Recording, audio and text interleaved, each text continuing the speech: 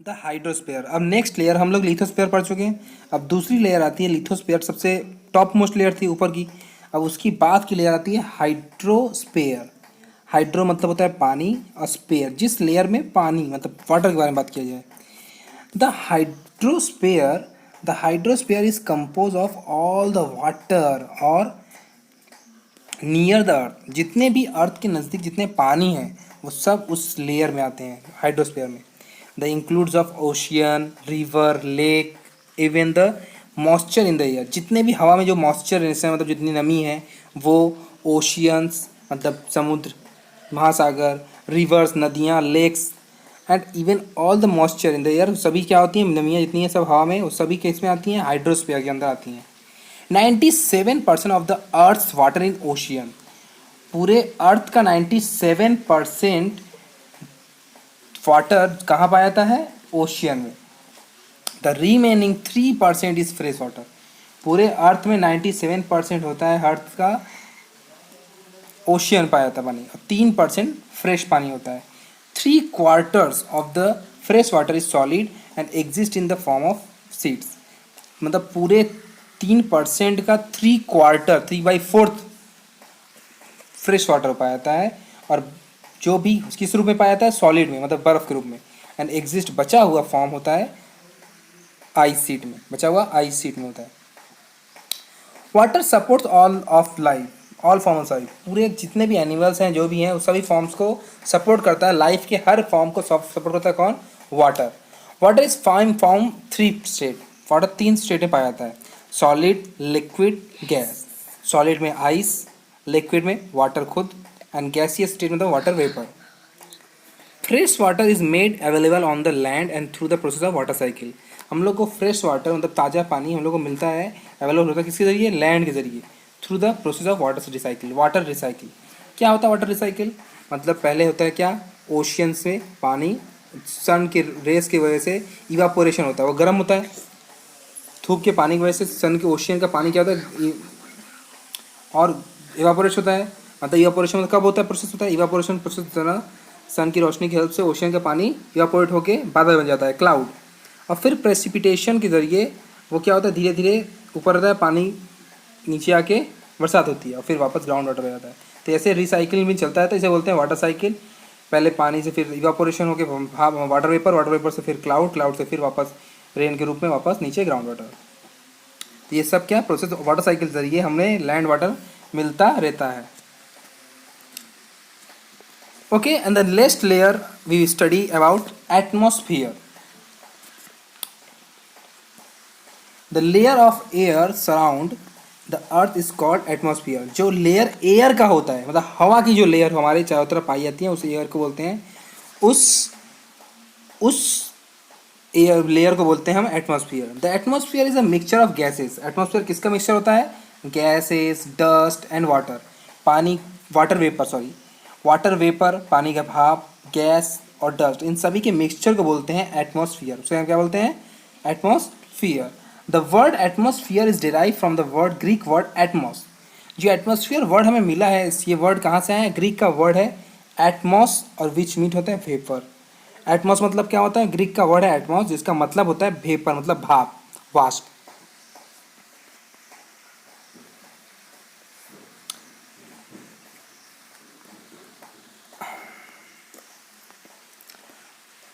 The atmosphere protect us from harmful radiation and scorching heat and the of the sun. जो atmosphere होता है वो protect करता है हमें फ्रॉम हार्मफुल रेडिएशन से एंड स्क्रॉचिंग हीट द सन। और जो सन की रेज निकलती है तेज तेज, उससे हमें क्या करता है, प्रोटेक्शन देता है मतलब बचाता है हमें, हमारा बचाव करता है इससे हार्मफुल रेडिएशन, जो बहुत ही खतरनाक रेडिएशंस होते हैं उससे, और जो सूर्य की जो गर्म स्क्रीचिंग रेज निकलती है उनसे हमारा क्या करता है, प्रोटेक्शन करता है मतलब सुरक्षा करता है। The gravitation pull of the earth holds the atmosphere around it. जो ग्रेविटेशन पुल है मतलब क्या, जो खिंचाव होता है ऑफ द अर्थ का, holds the atmosphere around it, उसी वजह से अराउंड चारों तरफ पकड़ा जाता है। मतलब ग्रेविटेशन मतलब जानते हो गुरुत्वाकर्षण जो होता है, जो अर्थ के बीचों बीच लगता है, उसके पुल की वजह से अर्थ के एटमॉस्फेयर उसके चारों तरफ उसको खिंचाव को पकड़े रहता है। About 99% of the total mass of air lies within 32 kilometre of the earth. Earth के नीचे सरफेस से 32 किलोमीटर तक लेयर तक 99% पूरा टोटल मास पूरे अर्थ का about 99% of total at mass air होता है 32 किलोमीटर के अर्थ तक। मतलब पूरा जितनी हवाएं हैं 99% हवाएं जितने मास का वो 32 किलोमीटर तक ही अर्थ के सरफेस से पाई जाती हैं। The atmosphere is the body of air which around our planet. Atmosphere क्या है? जो किसकी बॉडी होती है उसके पूरे शरीर किससे? हवा का शरीर होता है, बॉडी ऑफ एयर। शरीर में बॉडी एयर होता है विच सराउंड आवर प्लैनेट, जो चारों तरफ हमारे प्लैनेट के चारों तरफ होते हैं, जो हमारे चारों प्लैनेट के चारों तरफ घिरे होते हैं।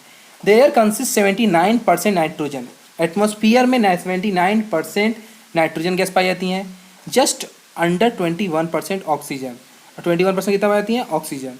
The small amount of remaining is consist of carbon dioxide on other gas. बहुत ही कम 0.4 0.04 इसका परसेंटेज, बहुत ही कम परसेंटेज अमाउंट में कार्बन डाइऑक्साइड और अदर गैसेस पाई जाती हैं।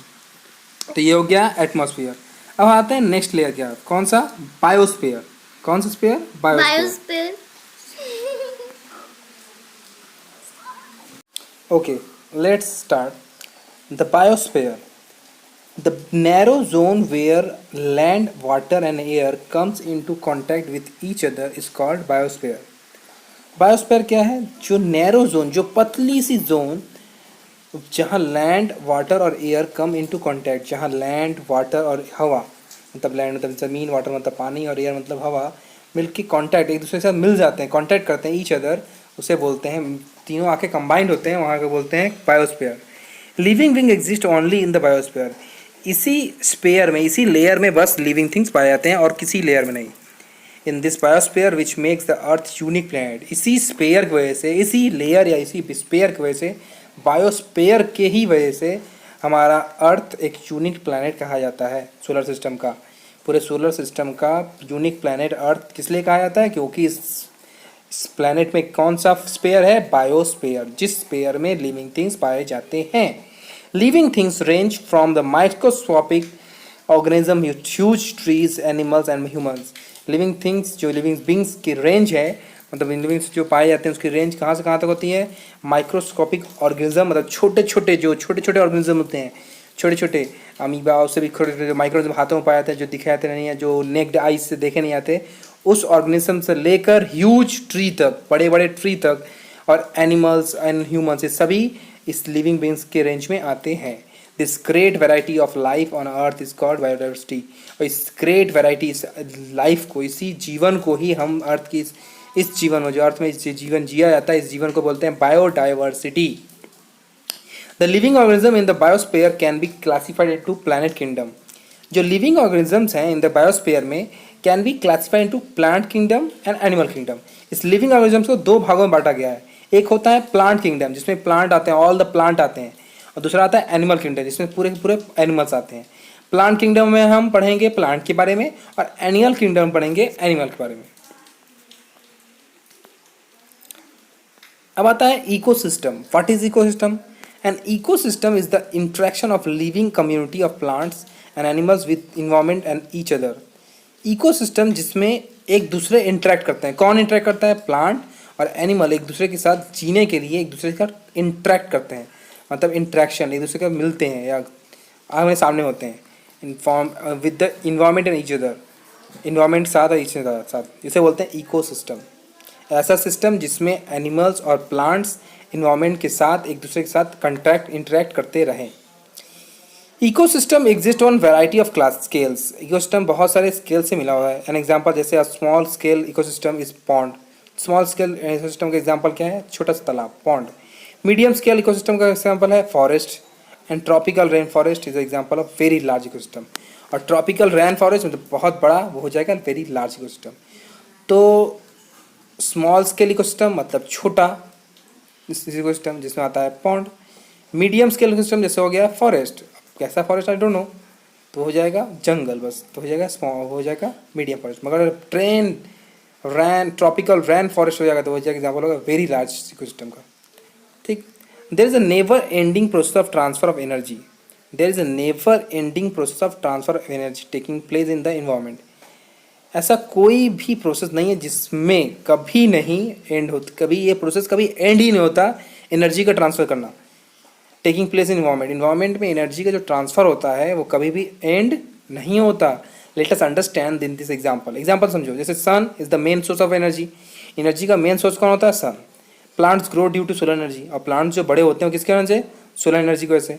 This plants are eaten by goat, अब यही प्लांट्स को खाता कौन है? गोट ना। इन प्लांट्स, प्लांट्स कैसे हुए? सोलर एनर्जी की वजह से। सूर्य की रोशनी से, सूर्य की एनर्जी से प्लांट्स ग्रो हुए, बड़े हुए। अब प्लांट्स को किसने खाया? गोट ने। प्लांट्स ईटन बाई गोट, गोट खाया। अब गोट गिव्स मिल्क, और गोट ने क्या दिया? मिल्क दिया, which further pass to human beings. अब वो दूध किसने पास आया? ह्यूमन बींग्स के पास, इंसानों के पास। This chain of transfer of energy is known food chain, इसी चेन को बोलते हैं food chain. So food chain is a sequence of events where one organism eats another. ऐसा चेन है जिसमें एक ऑर्गेनिज्म दूसरे ऑर्गेनिज्म को, एक ऑर्गेनिज्म होता रहता है, दूसरे ऑर्गेनिज्म को खाता रहता है, ऐसे ईट्स अनदर ऐसे चलता रहता है। ये फूड चेन ऐसे ही कंपनी में चलता रहता है, ये कभी खत्म नहीं होता। The world has many ecosystem, इस वर्ल्ड में बहुत सारे इकोसिस्टम होते हैं। इकोसिस्टम भी नेचुरल और आर्टिफिशियल, नेचुरल भी हो सकते हैं इकोसिस्टम और आर्टिफिशियल भी। Each one has its own climate, हर एक इकोसिस्टम का उसका खुद का क्लाइमेट, खुद का सॉयल, खुद का प्लांट्स एंड खुद का एनिमल्स होते हैं। But very few ecosystem are natural today, मगर आज के समय में बहुत ही कुछ गिने चुने ही इकोसिस्टम है जो नेचुरल होते हैं आज के समय में, बिकॉज ऑफ ह्यूमन एक्टिविटीज़। किसकी वजह से? ह्यूमन एक्टिविटीज़ के जरिए होने की वजह से। More ecosystem are under threat than even ever before the need protection, हर इकोसिस्टम को ज़रूरत होती है, डर होता है, किसका? बिफोर द नीड प्रोटेक्शन, और सबको प्रोटेक्शन की ज़रूरत होती है। देखो ये लिविंग ऑर्गेनिज्म, ये क्या है? लिविंग ऑर्गेनिजम्स, बायोस्फीयर, फिर land lithosphere, air atmosphere, water hydrosphere, पता है ना। लिविंग ऑर्गेनिजम्स क्या होंगे? एटमॉस्फेयर, सॉरी लिविंग ऑर्गेनिज्म क्या है? बायोस्फीयर, कहाँ रहते हैं? बायोस्फीयर में। और लैंड क्या एग्जांपल, इसका एग्जांपल है? लिथोस्फीयर, पढ़े ना हम लोग। एयर एटमॉस्फेयर, वाटर हाइड्रोस्फीयर, ये सब क्या है? नेचुरल है, कंपोनेंट्स ऑफ एनवायरनमेंट। अब मैन मेड कौन कौन से हैं? बिल्डिंग्स, मॉन्यूमेंट्स, ये सब क्या है? Man made. इंडस्ट्री सब क्या है? मैन मेड है ना।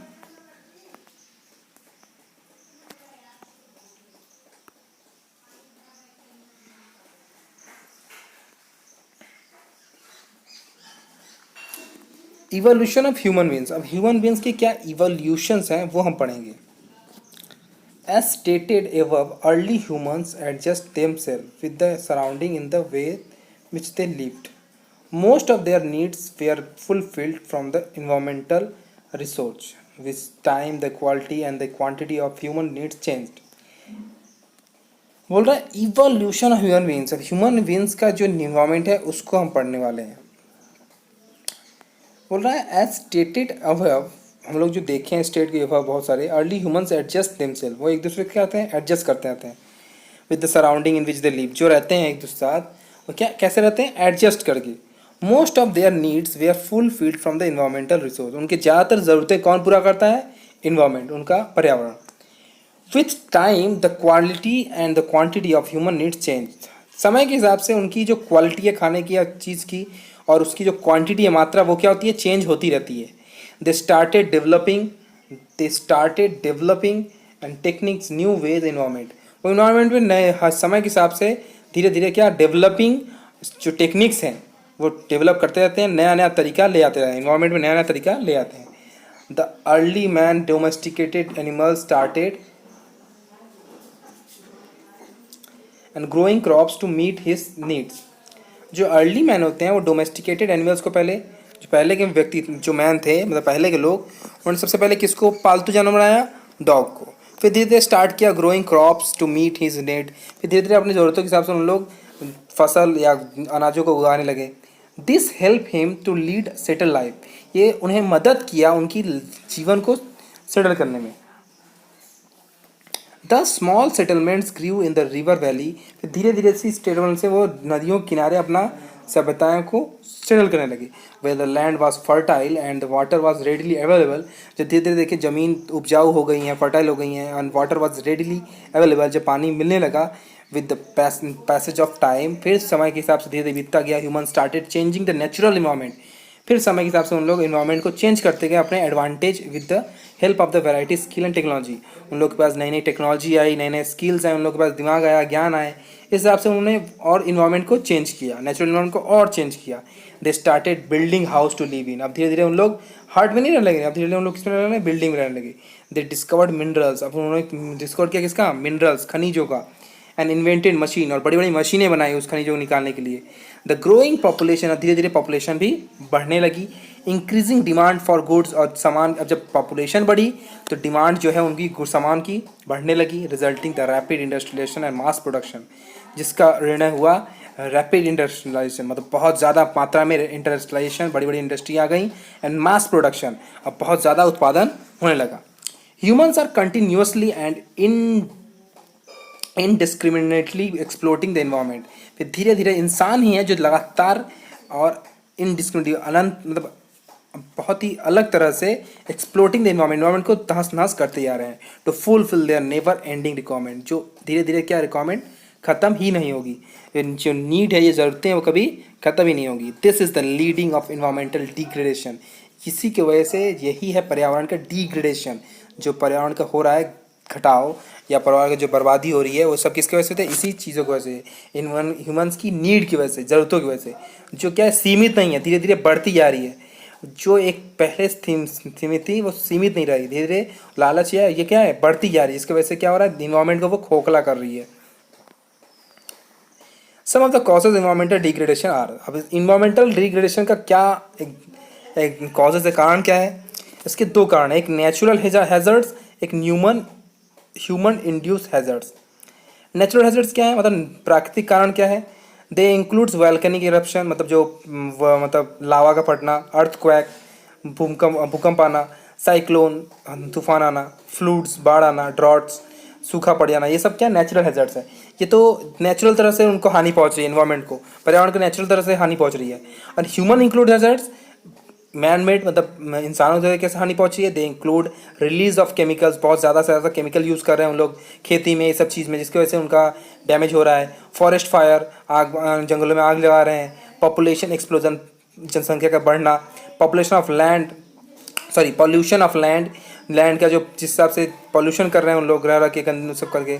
वाटर एंड एयर, और पॉल्यूशन किसका, वाटर का पॉल्यूशन, पानी में पॉल्यूशन, और एयर, हवा में पॉल्यूशन, जिस हिसाब से गाड़ी ये सब चीज़ की हैं, टेक्नोलॉजी की वजह से कितना पॉल्यूशन बढ़ रहा है। ये सभी रीजंस हैं इन्वायरमेंट के तहस नहस होने का, डिग्रेडेशन होने का। Due to increase in population over the time, humans needs also increase, then people started expand of the land and use their use. जिस तरह से पॉपुलेशन बढ़ी, जब उनकी पॉपुलेशन इंक्रीज होने लगी तो उनकी ज़रूरतें भी बढ़ने लगी, और उस हिसाब से पीपल को अपने लैंड की ज़रूरत होने लगी। जैसे जैसे पॉपुलेशन बढ़ी उस हिसाब से उनकी ज़रूरतें बढ़ी, और फिर उसके बाद क्या, लैंड की भी चाहत बढ़ने लगी। इस तरह से forest were clear to get land और फॉर एग्रीकल्चर, अब फॉरेस्ट जंगलों को काटने लगे क्या, अब जब जो एग्रीकल्चर खेत थे उसमें लोग रहने लगे, अब एग्रीकल्चर के लिए खेती नहीं रह गए, अब धीरे धीरे क्या फॉरेस्ट को काटने लगे उन एग्रीकल्चर के लिए। New towns along with the industries, और नए नए इंडस्ट्री बनाने के लिए, रोड बनाने के लिए, रेलवे बनाने, कैंप बनाने के लिए पूरे को फॉरेस्ट को काटने लगे। Animals where killed for food and other needs, और जानवरों को मार दिया जा रहा था खाने के लिए और उनकी ज़रूरतों के लिए। All this human activities have had adverse effect on the environment, ये सभी मनुष्यों द्वारा करतूतें पर्यावरण को बहुत बड़ा हानि पहुंचाई, प्रभाव पड़ा, पर्यावरण बहुत ज़्यादा प्रभाव पड़ा। फॉर एग्जाम्पल मेनी स्पेसीज, बहुत सी प्रजातियाँ ऑफ एनिमल्स एंड बर्ड्स, ऐसी बहुत सी प्रजातियाँ जानवरों की और चिड़ियों की have extinct because of deforestation. यहीं बिना जंगल, मतलब जंगलों की अंधाधुंध कटाई की वजह से क्या हो गया, डिफॉरेस्टेशन, मतलब जंगल खत्म हो गए, बहुत से जंगल खत्म हो गए, जिसकी वजह से बहुत से प्रजातियाँ, जानवरों की प्रजातियाँ लुप्त हो गई, खत्म हो गई, और चिड़ियों की प्रजातियाँ खत्म हो गई इस वजह से। Human activities also account for increase in the amount of carbon dioxide in the air, और ह्यूमन ही, ये लोग ही हैं जिनके वजह से increase in amount of carbon dioxide जो गैस है इसकी मात्रा हवा में बढ़ रही है, क्यों, इन ह्यूमन की वजह से, इंसानों की वजह से, which is the main cause of global warming, जिसकी वजह से यही ह्यूमन जो कार्बन डाइऑक्साइड गैस बढ़ गई, जिसकी का रीज़न है ग्लोबल वार्मिंग। ग्लोबल वार्मिंग का सबसे बड़ा कारण है कार्बन डाइऑक्साइड गैस, और कार्बन डाइऑक्साइड गैस को बढ़ाने का सबसे बड़ा जिम्मेदार कौन है, इंसान, human. This is just one the example of disturbance in the balanced state of our environment. यही this is the just one, ये तो बस एक एग्जाम्पल है डिस्टर्बेंस का, बैलेंस स्टेट है और इन्वायरमेंट का तहस नहस करने का बस एक एग्जाम्पल है। While a perfect balance between the natural and human environment is necessary. दोनों में, फिजिकल एंड नेचुरल दोनों में इन्वायरमेंट में एक बैलेंस होना बहुत ज़रूरी है। यदि कोई भी अपने आप को बढ़ा ऊंचा करेगा तो ये बैलेंस क्या होगा, गड़बड़ा जाएगा। जो मैन मेड इन्वायरमेंट है और नेचुरल इन्वायरमेंट है, दोनों में क्या होना है, बैलेंस होना इक्वल ज़रूरी है। ये दोनों को में से कोई भी एक अप डाउन हो जाएगा तो उसमें इन्वायरमेंट को बहुत बड़ा इफेक्ट पड़ेगा। It has become essential for you us to save the environment for future generation. हम लोग को ज़रूरी है, बहुत ज़्यादा ज़रूरी है, हमें बहुत ज़्यादा ज़रूरी है हमें सेव करना, इन्वायरमेंट को बचाए रखना। किसके लिए, फ्यूचर जनरेशन के लिए, आगे की आने वाली जनरेशन के लिए। This is known as sustainable development. इसे बोला जाता है सस्टेनेबल डेवलपमेंट, और आगे की डेवलपमेंट के लिए। Otherwise we will be force to live with the unfertile land. नहीं तो हम लोग को फोर्स करना चाहिए किसमें, जो उपजाऊ लैंड नहीं है वहाँ रहने के लिए। Polluted water and air, little forest cover, hostile climate and vanishing species of toxic food. नहीं तो अदरवाइज हमें क्या करना पड़ेगा, वी विल फोर्स, हम लोग को फोर्सली रहना पड़ेगा कहाँ, इनफर्टाइल लैंड में, जहाँ लैंड उपजाऊ नहीं होगा, पानी पॉल्यूटेड होगा और हवा भी पॉल्यूटेड होगी, और छोटे छोटे फॉरेस्ट होंगे, कवर रहेंगे, चारों तरफ जंगल की कमी हो जाएगी। हॉस्टाइल क्लाइमेट एकदम बदबूदार होगा, बहुत ही बेकार क्लाइमेट होगा। एंड वेनिसिंग स्पेसीज, सभी प्रजातियाँ खत्म हो जाएंगी, और फूड क्या हो जाएंगे, सब टॉक्सिक हो जाएंगे, खट्टे या खाए हो जाएंगे। इस प्रजाति में हम लोग को रहने के लिए फ्यूचर बचेगा, इसलिए हम लोग को ये उचित है कि आप लोग अभी से सुधर जाएँ।